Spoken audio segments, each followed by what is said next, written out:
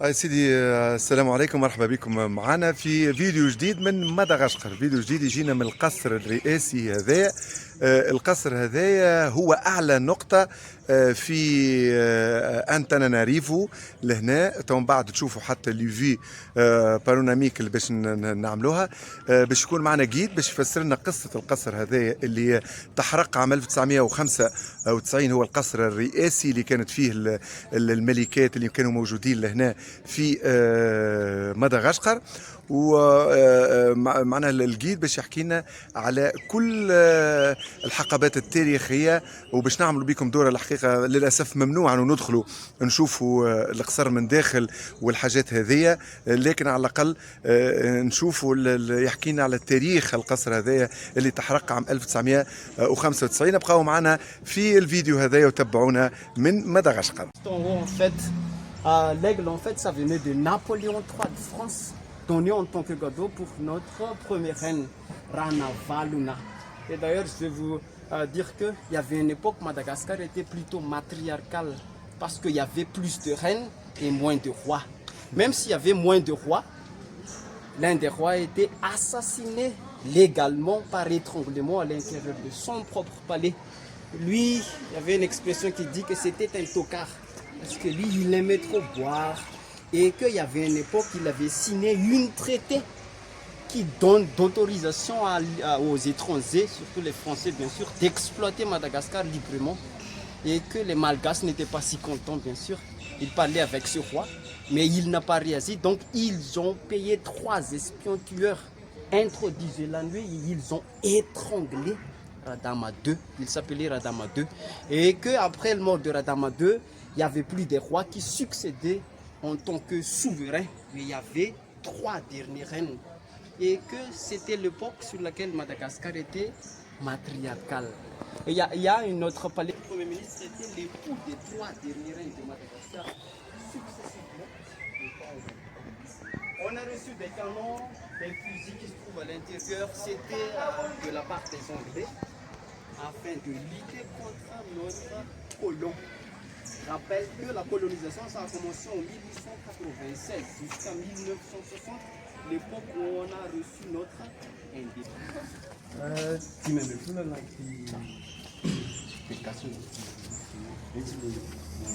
Contrôle.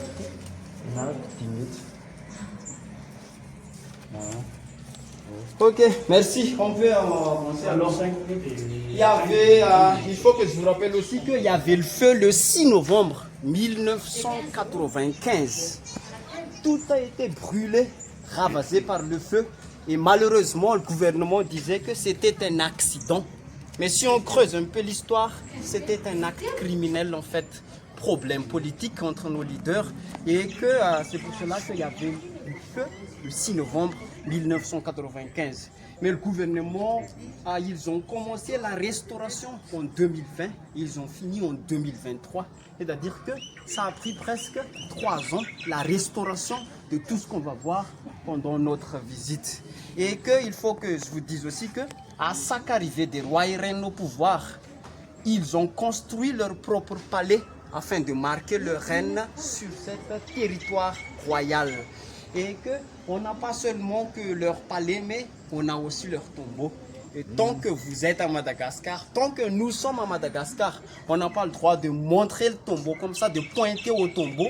Ça, c'est tabou, c'est interdit. C'est pour cela qu'en tant que Malgache, on connaît, on fait comme ça afin de montrer le tombeau ici, afin d'éviter toutes sortes de malfaçons, on peut dire ça. Il y avait 2 architectes qui étaient venus à Madagascar. Le premier architecte, c'était un Français. Il s'appelait Jean Laborde. Jean Laborde, en 1839, c'était lui qui a construit le palais en bois de l'intérieur. C'est-à-dire qu'en 1839, ça existait seulement que le palais en bois de l'intérieur. Et 30 ans après la première construction du Français Jean Laborde, il y avait l'arrivée de l'architecte écossais James Cameron. C'était pas celui dans le Titanic, hein? Oui. C'était un autre. Donc l'Écossais, il a juste construit un recouvrement en pierre du palais en bois de l'intérieur, qu'on peut voir, même vu d'ici, qu'il y avait, il y a deux constructions, si on peut dire ça. Une construction en bois, tout est en bois à l'intérieur, 1839. Et 1869, le recouvrement en pierre de l'Écossais James Cameron, 1869. Donc il y avait 30 ans d'écart entre la première construction et la deuxième construction. Et que tout le bois qu'on peut voir, ce sont des palissandres. Si vous n'avez pas encore vu à quoi ressemblent les palissandres, ce sont des arbres de palissandres. Et les palissandres, en fait, ça pousse que 10 cm tous les 10 ans. Ça ressemble un peu à des tamariniers, mais ce sont des palissandres. L'une des bois les plus valeureuses qu'on a ici à Madagascar. On a le palissandre, on a le bois de rose et on a le noir, bois d'ébène. Et à l'intérieur, on va trouver deux tables faites à partir de bois noir, bois d'ébène. Il y a une belle différence entre celle des reines et celle des rois, si on peut dire. Et sur la plaque, vous pouvez voir qu'il y avait 4 reines et 2 rois seulement, sans compter le premier nom sur la plaque des rois, parce que lui, en fait, c'était le tout premier roi d'Imel. Et il faut que vous sachiez aussi que ici à Madagascar, il y a 18 écuries qui se trouvent à Madagascar. On fait comme ça. Qu'est-ce que ça fait? Ça veut dire que c'est pas bonjour, mais c'est plus de respect. Les maisons faites à partir de bois, en fait, c'est d'accueillir leur esprit une fois leur corps enterré à l'intérieur. Comme ça, mais quand c'est tombeau, se fait plutôt comme ça. Palais d'argent parce que les clous utilisés lors de la première construction d'avant, en fait, c'était fait en argent. Mais malheureusement, on connaît tous que lors du feu, l'argent se fond. Donc, pendant la restauration, ils ont utilisé des clous ordinaires, celles qu'on a aujourd'hui. En fait, c'est à peu près le même qu'on a aujourd'hui pendant la restauration. Et ça, c'est une raison de plus pour vous de revenir parce que c'est en cours de finition. Donc, je suis sûr que vous allez encore revenir en collaboration avec les architectes étrangers, le français Jean Laborde et l'Écossais James Cameron. Pour tout le bois, même le parquet qu'on va marcher dessus, ce sont des palissandres à l'intérieur. Lors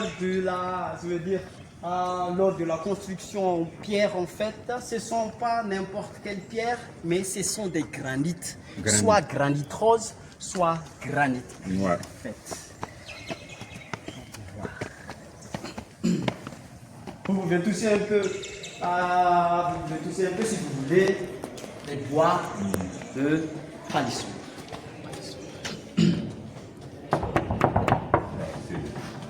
Donc, lors de la restauration, bien sûr, ils ont gardé, ce sont les anciennes pierres. Et ils ont remplacé celles qui ne pouvaient plus rester en fait. Et ça, ce sont les nouvelles pierres, bien taillées comparées à celles d'avant. C'est pas vraiment bien taillé, une pierre d'avant en fait. Donc, soit rose, soit gris, granit. Et c'est fini ici. C'est pas la visite, mais la vidéo en fait. Ouais. C'était. Et juste à côté, il y a un théâtre. Juste ça, oui. Amphithéâtre. C'est récent. Amphithéâtre, mais c'est appelé Colisée ici. C'est récent. C'est récent, construit en 2020. Et ça se fait pour le festival ou... Il y a un nouvel an malgache ici à Madagascar et ça se célèbre là-bas. Et il y a aussi une performance de théâtre tout le samedi. C'est pas n'importe quel théâtre, mais théâtre.